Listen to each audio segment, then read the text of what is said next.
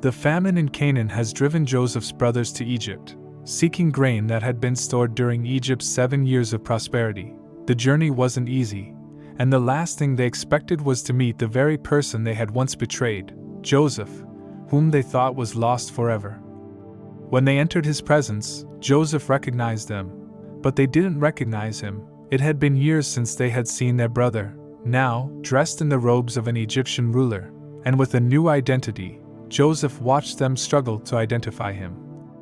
The brothers, still haunted by their past actions throwing Joseph into a well, believing him to be dead, were unaware that the very man they were dealing with was, in fact, their brother.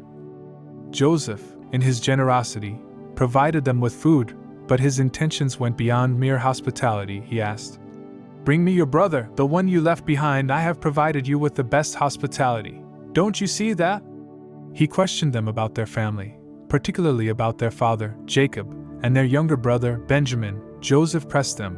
Why hadn't they brought Benjamin? He made it clear, if they didn't return with him, they would receive no more food. When the brothers returned to their father, Jacob was hesitant to send Benjamin. After all, he had already lost Joseph.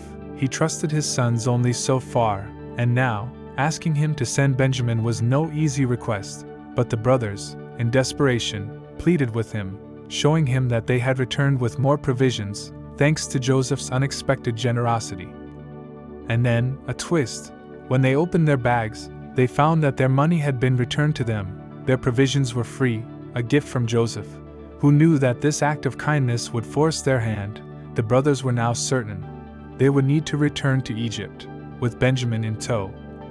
Jacob, however, remained cautious. He swore them to a solemn oath, reminding them that if anything happened to Benjamin, it would be on their heads. He also gave them a piece of advice: enter Egypt through different gates, to avoid drawing unnecessary attention to themselves. Why this strange advice? Jacob feared that entering through one gate would make them seem like a suspicious group. He knew the times were tense, with famine affecting everyone, yet there was another layer to his concern. Jacob had received knowledge from Allah that Joseph was alive. His advice wasn't just caution, it was part of Allah's plan. Though Jacob's actions were driven by concern, it did not change the course of Allah's plan. His guidance was part of a larger picture, one that most men couldn't see.